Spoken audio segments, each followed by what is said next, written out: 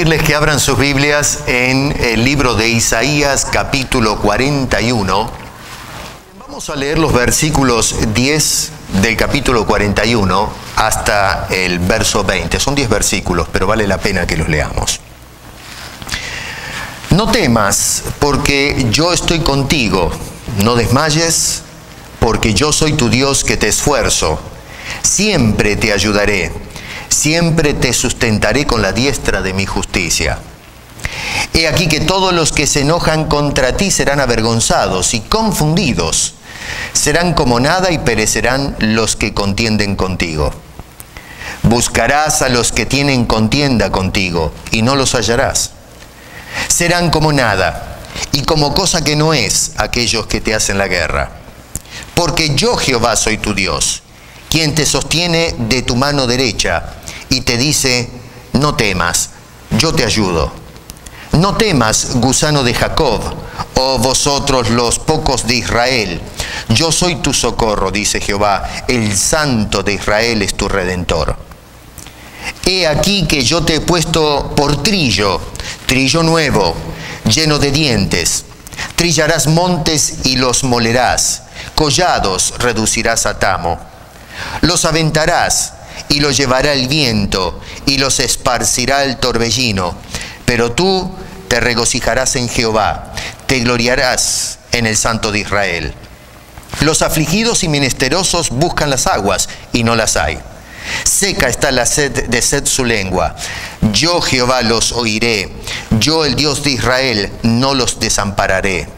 En las alturas abriré ríos y fuentes en medio de los valles. Abriré en el desierto estanques de agua y manantiales de aguas en la tierra seca. Daré en el desierto cedros, acacias, arrayanes y olivos, y pondré en las soledades cipreses, pinos y bojes juntamente, para que vean y conozcan y adviertan y entiendan todos que la mano de Jehová hace esto y que el Santo de Israel lo creó. Padre nuestro, te rogamos una bendición muy especial por tu santa y bendita palabra, y aparta de nuestras mentes todo lo que distraiga, Señor, la atención a ella. Te lo rogamos en el nombre de Cristo Jesús. Amén. Bueno, hoy quiero hablar del temor. Y la verdad de las cosas es que pienso yo que tal vez todos podemos decir que alguna vez hemos temido algo. Quizás ahora estemos temiendo algo.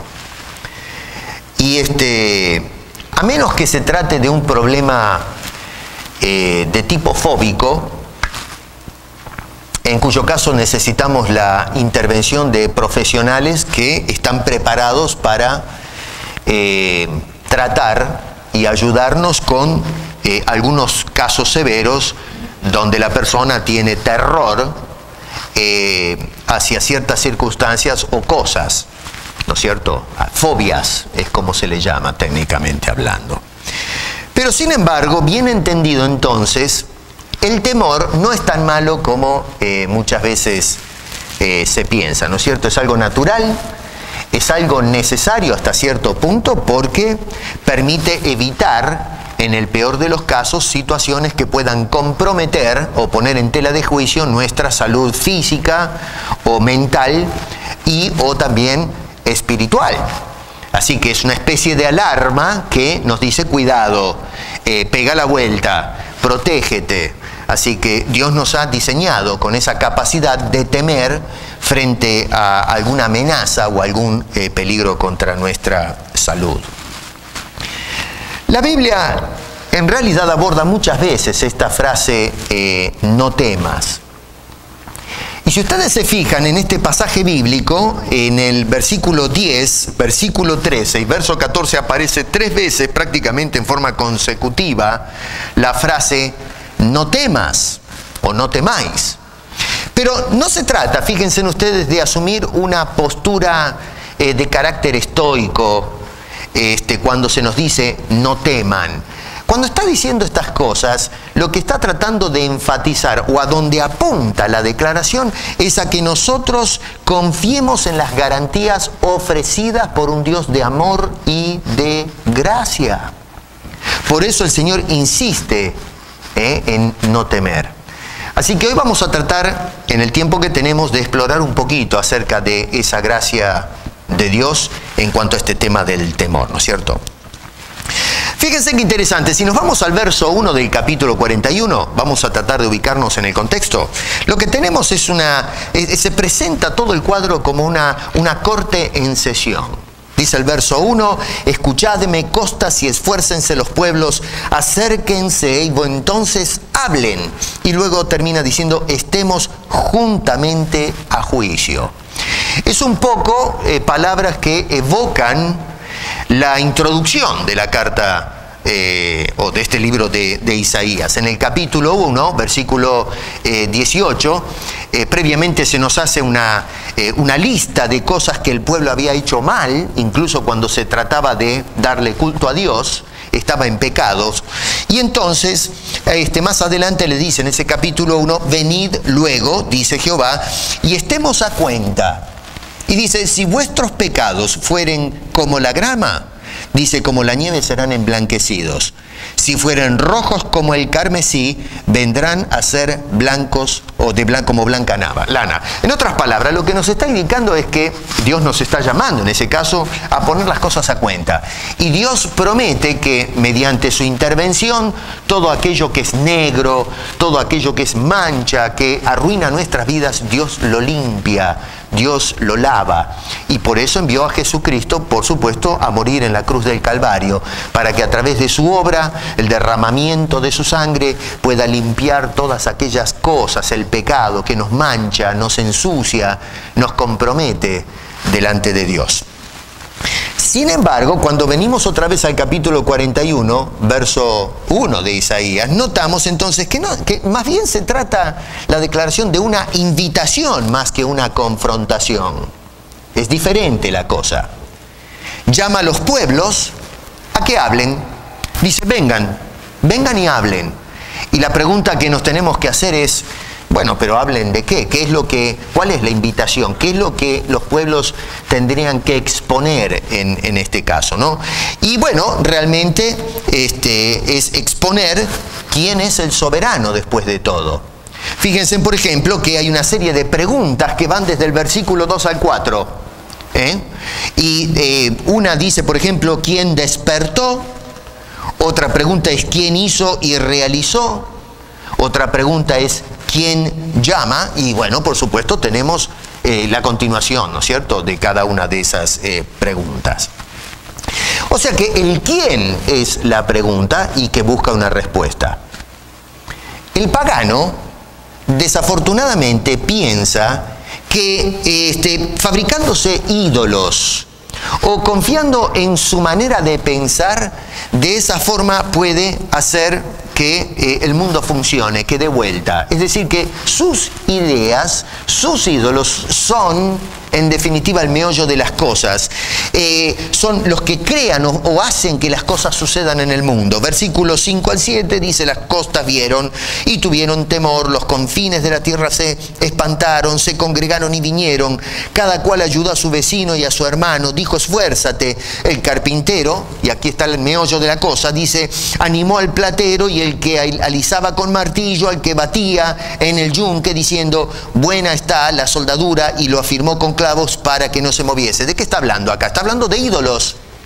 El platero, el hombre que trabaja y que va formando estas cosas pensando que cuanto más cantidad de ídolos tiene, más protegido y más seguro se va a sentir en relación a sus negocios en este mundo, ¿no es cierto? Entonces, Dios acá los confronta con la realidad de que Él, y solamente Él, Dios, es soberano de la historia. Es decir, que nada, absolutamente nada, acontece sin la voluntad, la dirección y la supervisión de Dios.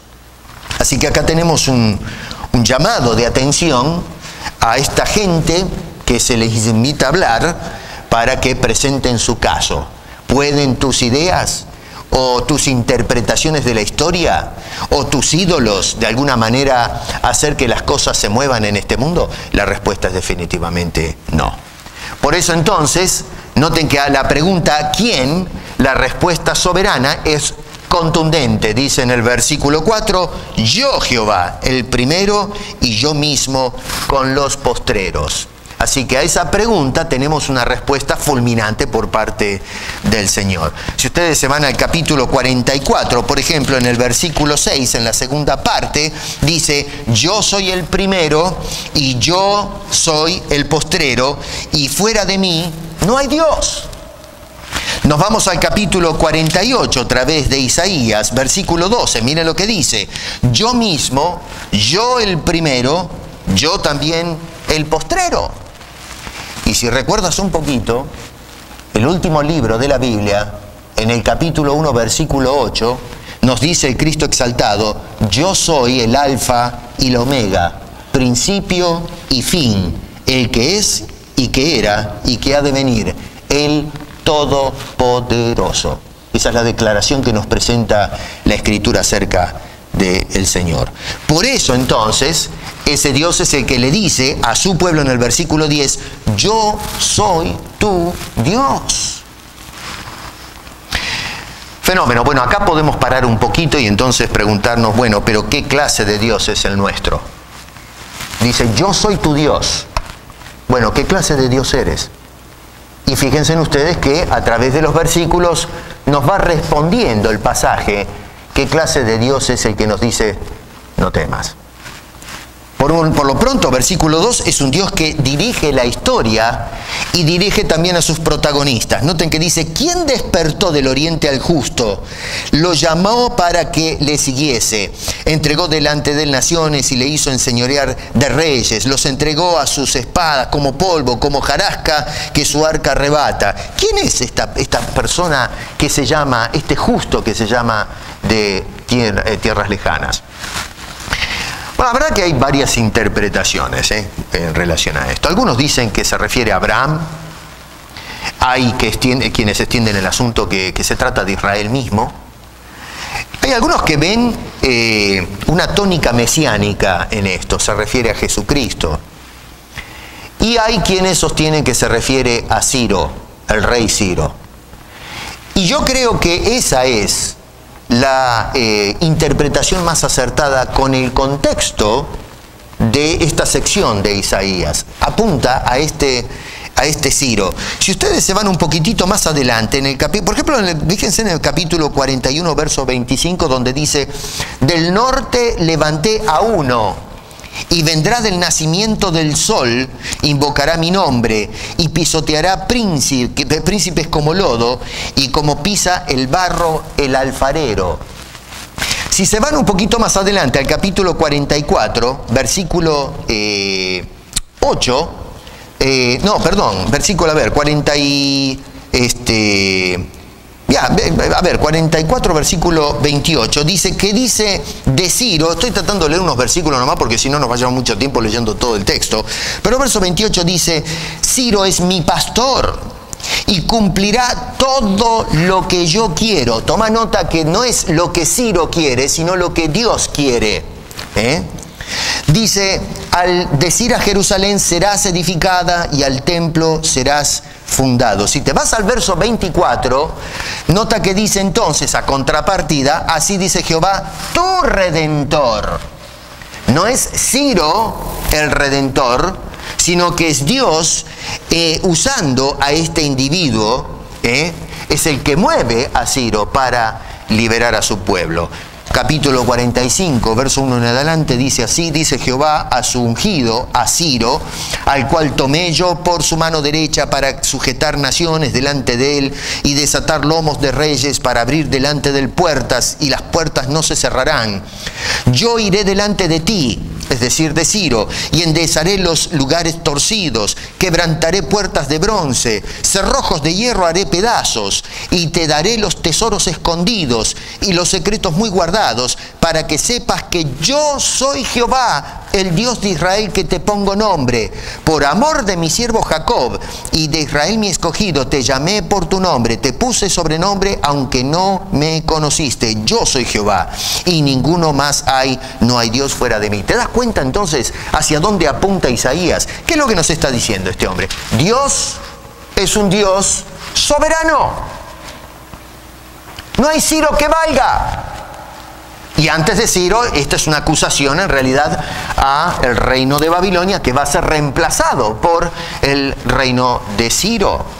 Así que lo que encontramos aquí es, cuando hacemos la pregunta, ¿qué clase de Dios es este que nos presenta Isaías, el que habla en el capítulo 41? Es un Dios que dirige la historia y sus protagonistas. Esto es tremendo. Tremendo, porque nos hace pensar, bueno, con todo el lío que hay en el mundo hoy, se juntaron los del G20 ahora a discutir, y sin embargo, aunque los pueblos creen que tienen la manija por la mano, es Dios el que maneja las cosas. Es un Dios que es dueño y señor de los pueblos. Los dirige porque son suyos. Verso 4 nos lleva a antes de Ciro. Dice, por ejemplo, ¿quién llama las generaciones desde el principio? Si no es solamente esta etapa histórica, pero mirando hacia atrás, todavía y con todo, es Dios. Dice, yo, Jehová. Es una pena que muchas veces el hombre es tan arrogante y piensa de que él es el que arma, diseña la historia, ¿no es cierto?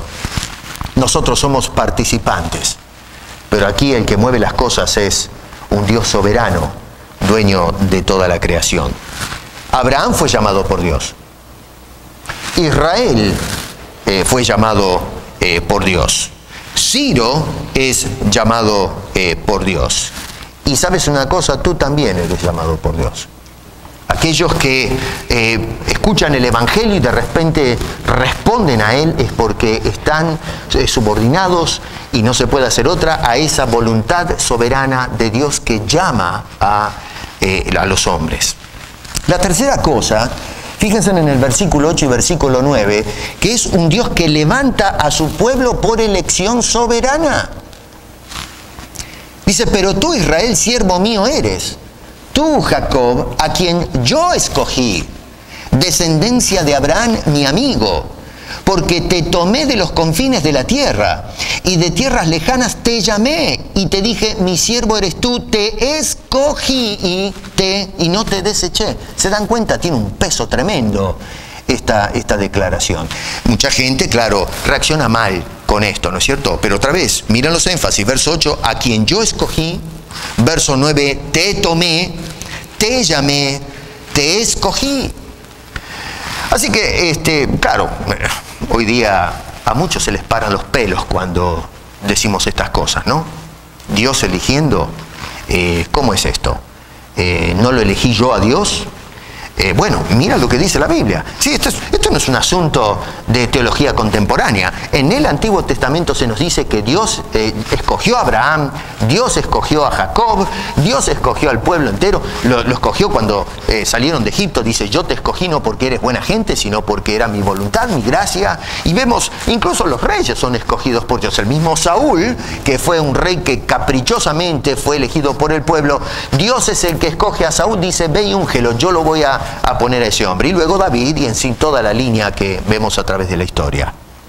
Pablo nos dice en el Nuevo Testamento que nosotros somos elegidos de Dios desde antes de la fundación del mundo. El que no quiere creer en el programa de la elección va directamente en una confrontación directa con lo que nos dicen las Sagradas Escrituras acerca de este tema. Es difícil, pero ahí está. Fíjense en sus Biblias. Entonces, con este desarrollo acerca de quién es Dios, Él invita a estas personas, a estos hombres, en el verso 1, a que se acerquen y entonces hablen, digan algo. Y la verdad que cuando el hombre llega a percibirse de este Dios, no tiene nada que decir. No hay más nada que decir. Se cerraron los argumentos. Más bien nos parecemos al profeta Zacarías. ¿Se acuerdan cuando dice allá en el capítulo 2, verso 13? Calle toda carne delante de Jehová, porque Él se ha levantado de su santa morada. Cuando nosotros abrimos los ojos, o Dios nos abre los ojos a la magnificencia de su soberanía, soberanía y majestad, ¿qué es lo que vamos a decir contra ese Dios? No hay más nada que decir. Por eso dice, cállense todos. Juan, cuando ve a Cristo exaltado, dice que se cae de rodillas como muerto. No tiene nada para decir. Este es el Dios que le dice a su pueblo, y por extensión a todos nosotros, y a los que nos escuchan también: no temas, no temas, no tiembles. Ahora, ¿por qué? ¿Por qué Dios nos dice no temas? Bueno, porque Dios es nuestra paz. Dios es el que nos da tranquilidad. Y Dios es el que nos da garantías. Y vamos a mirar rápidamente 4 poderosas garantías del por qué nosotros podemos descansar, no tener temor cuando este Dios es contemplado en una forma correcta. Número 1, la garantía, la primera de todas ellas, es la presencia de Dios con nosotros. Fíjate en el versículo 10 otra vez con atención. Dice, no temas, y entonces dice la razón: porque yo estoy contigo. Hermano querido, en otras palabras, Dios acá nos está diciendo, ¿sabes qué, hijo mío? No estás solo. No estás abandonado. A veces, cuando nos amenazan algunas circunstancias, o personas, pueden ser gobiernos que persiguen a los de la fe, pueden ser circunstancias en este mundo, puede ser que en el trabajo estemos teniendo problemas por causa del Evangelio, en fin, no sé, cosas, ¿no es cierto?, que suceden en la vida. Y muchas veces cuando encaramos esas adversidades empezamos a tener temor pensando que por alguna razón siento que Dios me ha abandonado, no estoy, o Dios no está. Sin embargo, el Señor nos dice, no estás solo. Quizá no lo puedo palpar, no lo puedo ver como veo una persona delante mío, pero eso no quiere decir de que Dios no está allí a nuestro lado, ministrando y ayudándonos. No hay nada más lejos de la verdad que pensar que nosotros somos abandonados o dejados a un costado por parte de un Dios todopoderoso. Jesucristo, ¿se acuerdan?, le dijo a los discípulos en aquel hermoso mensaje del capítulo 14 de Juan en adelante, es el último sermón que le presenta a los suyos, y les dice, no os dejaré huérfanos. Si nos vamos a Mateo, en el capítulo 28, verso 20, ¿se acuerdan? Cuando ya Mateo cierra todo su evangelio, dice, he aquí yo estoy con vosotros todos los días hasta el fin del mundo. ¿Qué nos dice ese versículo? Bueno, en realidad muchas cosas, pero nos habla de constancia.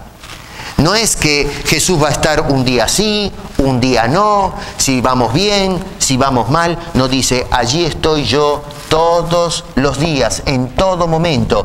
Y no va a ser unos meses o unos años, dice, hasta el fin del mundo, hasta que se cierren los capítulos de esta historia, de la cual nosotros ahora somos protagonistas. No temas. Teniendo conciencia que Dios está a nuestro lado, ¿qué razón tenemos para temer? Si lo pensamos crudamente. La segunda garantía es el estímulo de Dios para darnos fuerza. Fíjense en versículo 10, en la segunda parte dice, no desmayes, porque yo soy tu Dios que te esfuerzo. Yo soy tu Dios que te doy la fuerza. El apóstol Pablo era un hombre que tenía experiencia en esta área. En una de sus labores lo metieron preso, está en la ciudad de Filipos, ahí lo cascaron al apóstol Pablo, le dieron una buena paliza. Está ahí metido en la cárcel este hombre. Y se acuerdan, en el libro de Hechos se nos habla cuando fue a parar ahí adentro, después salió por supuesto, pero acá otra vez está en la cárcel de Filipos y bueno, escribe esta carta.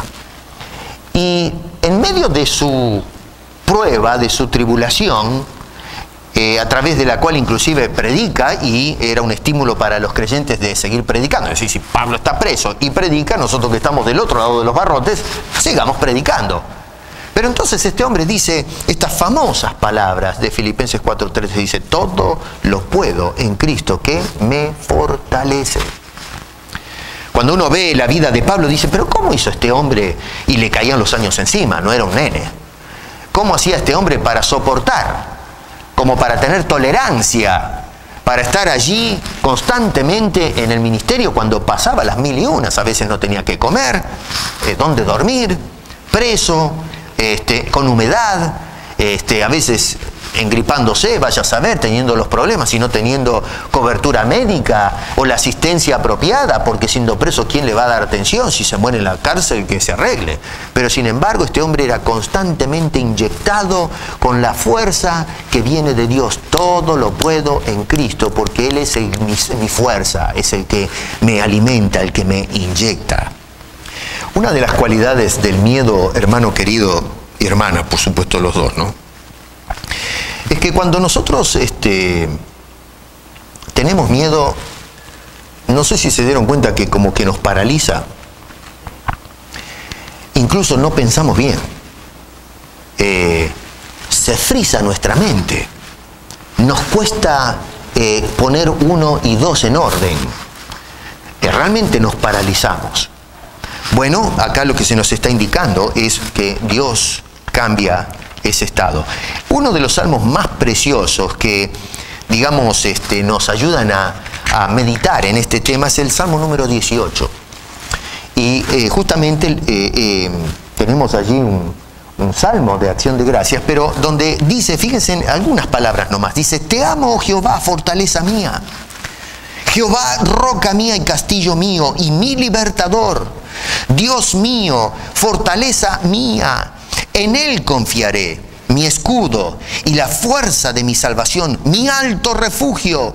Invocaré a Jehová, quien es digno de ser alabado, y seré salvo de mis enemigos. Me rodearon ligaduras de muerte, torrentes de perversidad me atemorizaron, ligaduras del Seol me rodearon, me tendieron lazos. Pero sin embargo, este hombre, a pesar de todas esas amenazas terribles, encuentra refugio y fuerza en el Señor. Verso 31 dice, porque ¿quién es Dios sino solo Jehová? ¿Y qué roca hay fuerte de y qué roca hay fuera de nuestro Dios? Dios es el que me ciñe de poder. ¿Y quién hace perfecto mi camino? ¿Quién hace mis pies como de siervas y me hace estar firme sobre mis alturas? ¿Quién adiestra mis manos para la batalla? ¿Te das cuenta? Y todo el capítulo, después léanlo en casa, vale la pena. El capítulo 18 es un himno a la intervención de Dios para fortalecernos. Esa es una garantía. Otra garantía que nos da el Señor, versículo 10 en la tercera parte, es el cuidado activo de Dios de y en nuestras vidas. Verso 10 dice, siempre te ayudaré. Toma nota, siempre, no de vez en cuando, siempre, siempre te sustentaré con la diestra de mi justicia. Dios entonces no solamente estará a nuestro lado. Ya de por sí sabemos, por lo que nos dice Isaías y el resto de la Escritura y el mismo Señor, que Él está allí con nosotros. Pero no solamente nos inyecta, no solo de estar a nuestro lado, sino que nos inyecta fuerzas o vitalidad. Pero ahora lo que nos dice es que Él mismo es el que se envuelve sosteniéndonos con su diestra. No es un asunto de que yo te inyecto y bueno, tú arréglatelas como pueda en medio de las circunstancias. Dice, no, no, no. Yo te doy todo eso, pero todavía mi mano está debajo tuyo. Yo soy el que sostengo tu mundo. Yo soy el que te doy la firmeza. Tú no estás parado firme porque tú tienes la fuerza. Tú estás parado firme porque yo soy el Dios de fuerza. Porque yo soy las bases de tu vida. Yo soy la roca de tu salvación. La roca de tu sustento, donde tú te mantienes firme. Ahí se habla de la diestra de Dios, no sé si se dieron cuenta, esto es algo que llama poderosamente la atención, es un antropomorfismo, Dios no tiene forma, Dios es espíritu, yo creo que a estas alturas todos entendemos eso, pero cuando habla de la diestra de su poder, esto, en fin, abre todo un estudio acerca de esas representaciones antropomórficas de Dios a través de las Escrituras. Pero para sintetizar aquí, lo que hace es referencia a su poder, a su soberanía, a la preeminencia de Dios en todo lo que existe en el mundo. Y fue justamente la justicia de Dios y de nadie más la que sostuvo al pueblo de Israel a través de los tiempos. Y es la justicia de Dios la que sostiene a su pueblo en esta etapa de gracia, mirando de la cruz, por supuesto, para este lado. O sea que no fue la justicia de Israel la que lo sostuvo. No es nuestra propia justicia la que nos sostiene delante de Dios. Es la justicia del Todopoderoso Señor que gobierna en el cosmos. Y basta mirar con el capítulo 1 de Isaías, por ejemplo, que nos muestra que el pueblo francamente de justicia no tenía absolutamente nada. Y el mismo apóstol Pablo, hablando de los hombres, tanto judíos como gentiles, dice: no hay justo ni siquiera una sola persona. Así que nuestra justicia realmente no arregla las cosas en cuanto a Dios. Fíjense qué interesante, porque en el libro de Hebreos, capítulo 1, verso 3, dice: el cual siendo, hablando de Jesucristo, ¿no?, el resplandor de su gloria y la imagen misma de su sustancia, y quien sustenta todas las cosas con la palabra de su poder, habiendo efectuado la purificación de nuestros pecados, por medio de sí mismo se sentó a la diestra de la majestad en las alturas. Otra vez, la diestra de Dios no dice que está localizado al lado, sino que cuando dice se sentó a la diestra de las alturas, está diciendo que asume la misma autoridad, la misma supremacía, la misma preeminencia del Todopoderoso Dios. El Padre y el Hijo son iguales. Hebreos 10 dice: y ciertamente todo sacerdote está día tras día ministrando y ofreciendo muchas veces los mismos sacrificios que nunca pueden quitar los pecados. Pero Cristo, habiendo ofrecido una vez para siempre un solo sacrificio por los pecados, se ha sentado a la diestra de Dios. Una vez más, este pasaje de Isaías dice: te ayudaré, te sustentaré con la diestra de mi justicia. Y noten ustedes que, aunque para nosotros las adversidades muchas veces parezcan monumentales, en realidad para Dios son insignificantes. Dice: he aquí que, verso 11, que todos los que se enojan contra ti serán avergonzados y confundidos serán como nada.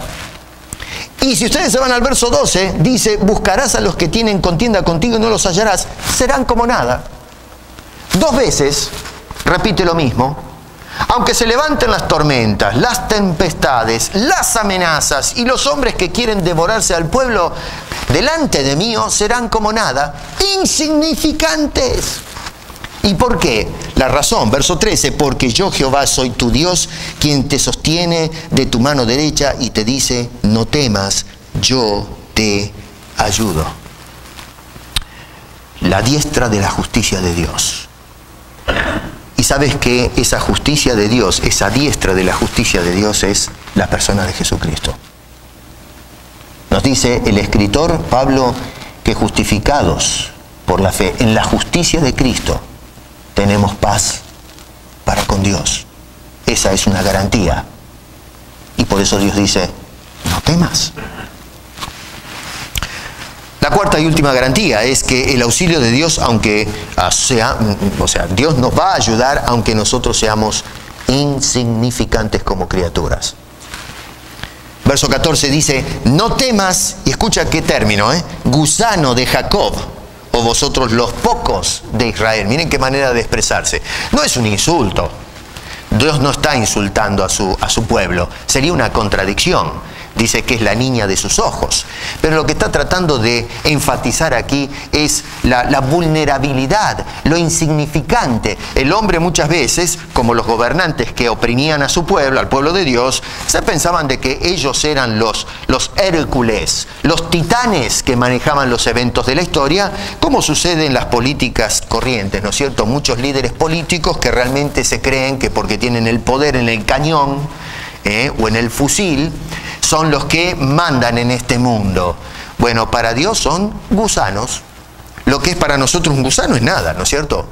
uno hasta ni siquiera se da cuenta. A veces vamos por la calle y pisamos un gusano y ni nos dimos cuenta que pasamos por arriba de un bicho de esos. Dice que Jacob es justamente eso, algo que pasa desapercibido, no a los ojos de Dios. Yo, aunque tú eres insignificante, voy a salir a tu auxilio. No voy a pasar por arriba tuyo, no voy a pasar de largo, yo voy a ayudarte. Y Dios, mi querido hermano, aunque nosotros somos insignificantes, mandó a Cristo a morir en la cruz del Calvario porque le importas. Es el auxilio de Dios para que tú puedas entonces obtener la salvación y la vida eterna. Y yo pienso que algo importante que debemos enfatizar es que el propósito de esta atención divina para estos seres insignificantes no es algo exclusivo. Y déjenme hacer este énfasis para ir terminando. En la actualidad existe una teología individualista, donde la gente piensa que Dios hace negocios con el individuo, perdiendo de vista la totalidad. Y hoy hablamos de personas que dicen, Dios me tocó, Dios me bendijo. No decimos más, Dios nos tocó, Dios nos bendijo. Ya no se habla en un sentido colectivo, como sucedía en la iglesia primitiva. ¿Se acuerdan que oraban y decía que el Señor nos ha bendecido, el Señor me manda la bendición y los dones y todo eso? Ya no se habla más en esos términos colectivos. Ahora somos individualistas. A mí me tocó Dios, a ti no, a ti te pasó de largo, a mí me sanó. A mí me hizo los favores, me dio plata, me dio trabajo, me dio esto, me dio lo otro, me sanó, me dio un don y cosas por el estilo. Pero ¿sabes una cosa? La teología individualista no es bíblica. Todo lo que Dios hace es para mostrar y manifestar su gloria a todo el mundo. Y no importa si el mundo acepta o no la soberanía de Dios. La Escritura nos dice que eventualmente los hombres que un día lo rechazaron tendrán que doblar sus rodillas y reconocer que Él es el Señor de los señores y el Rey de los reyes, como dice en Apocalipsis, el Todopoderoso. Hoy lo niegan, hoy le dan la espalda, no van a la cruz, pero eventualmente verán que a esa cruz que un día estuvo en el pináculo de la historia, ese fue el camino de la salvación y la gracia de un Dios todopoderoso. Aunque tarde, tendrán que reconocerlo. Otra vez Apocalipsis dice, vieron al que traspasaron, aunque ya demasiado tarde, y lloraban por ello. Verso 20, fíjate bien lo que dice, para que vean y conozcan y adviertan y entiendan todos. No solo Israel, sino recuerda en el verso 1 se introduce a las naciones que vengan y hablen, los que adoran los ídolos y el pueblo de Israel y todos los hombres, que todos vean eventualmente quién soy yo, dice, para que entiendan todos que la mano de Jehová hace esto y que el Santo de Israel los creó. Muchos rechazan la salvación, pero un día tendrán que decir amén a esas palabras, a pesar de haberle dado la espalda a Dios. ¿Te das cuenta, hermano? Por eso Dios te dice 3 veces, no temas, confía, cree en mí, no dejes que el temor gobierne tu corazón, no veas cuán grandes son tus enemigos. A veces miramos las cosas en forma desproporcionada, francamente, sino que miremos cuán grande es nuestro Dios, para que entonces podamos tener un delineamiento claro de la presencia del Señor. Y fíjate una vez más que el Señor dice, yo soy tu Redentor. A pesar de que en este mundo vas a sufrir, vas a ser puesto en amenazas, circunstancias, vuelvo a repetir, o personas o lo que sea, nos van a hacer sentirnos un poco inquietos. El Señor nos habla y nos dice, este es el Dios, tu Dios. Y 2, estas son mis garantías, las que hemos estado mirando. Por lo tanto, basado en quién es Dios y en sus garantías, nos dice, no tiembles, no temas, yo estoy contigo. Y ese es el mensaje en esta mañana, en esta semana. No sé cuáles son tus enemigos y amenazas, pero la palabra de Dios te dice, en Cristo Jesús, no temas, yo estoy contigo, todos los días, hasta el fin del mundo. Padre Celestial, vivimos en un mundo incierto, con muchas amenazas. Y creo, Señor, y tú sabes esto, por supuesto, no debemos informarte porque lo sabes todo, que vienen días difíciles. Creo que se van a ir complicando las cosas, especialmente lo que tiene que ver con el pueblo fiel que predica tu palabra y vive según ella. Pero gracias porque en tu palabra encontramos consuelo y dirección. En ella nos dice, Señor, que no hay razones para estar tenebrosos, asustados, sino que al contrario tengamos tranquilidad en tu soberanía y también en tu amor para con los escogidos. A ti sea la gloria, Señor, que manejas los eventos de la historia y la vida de cada uno de los tuyos, incluso aquellos que te niegan. Te alabamos y te adoramos, Señor, en el nombre de Cristo Jesús. Amén.